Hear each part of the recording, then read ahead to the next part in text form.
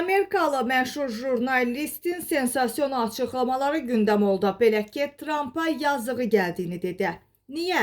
12 aprel tarixli və Amerika gündəmindən bir məlumatı diqqətinizə çatdıracağıq. Belə ki, tanınmış Amerikalı jurnalist Tucker Carlson Amerikanın xarici siyasəti və Washington-Tel Aviv münasibətləri barədə qalmaqallı açıqlama ilə gündəmə gəlib. Belə ki, jurnalist 1963-cü ildən bəri bütün Amerika prezidentlərinin İsrailin maraqlarına xidmət etdiyini iddia edib. Jurnalist bildirir ki, məsələ təkcə Trumpda deyil, əsas məsələ 9 milyonluq ölkənin, yəni İsrailin 365 milyonluq nəhəng bir Amerikanı necə idarə etməsi əsas məsələdir. O, bu mexanizmin necə işlədiyini araşdırmağın vacibliyini xüsusilə vurğulayıb. Bunun əlavə, jurnalist Donald Trump'ı azad olmayan şəxs kimi xarakterizə edərək ona yazığı gəldiyini və acıdığını bildirib.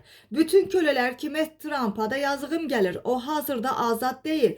O, Trump'ın atəşkəs elanından sonra İsrailin Beyruta yenidən hücum eləyərək şərtləri qəsdən pozduğunu və bununla da atəşkəsin cəmi 2 saat çəkdiyini qeyd edib. Qeyd edək ki, Tucker Carlson fikrincə, məhz Trump'ın və ya hər hansı bir Amerika prezidentinin ömrü boyu edə biləcəyi ən böyük səhv məhz rejim dəyişikliyi məqsədi ilə İrana müharibəyə başlamasıdır.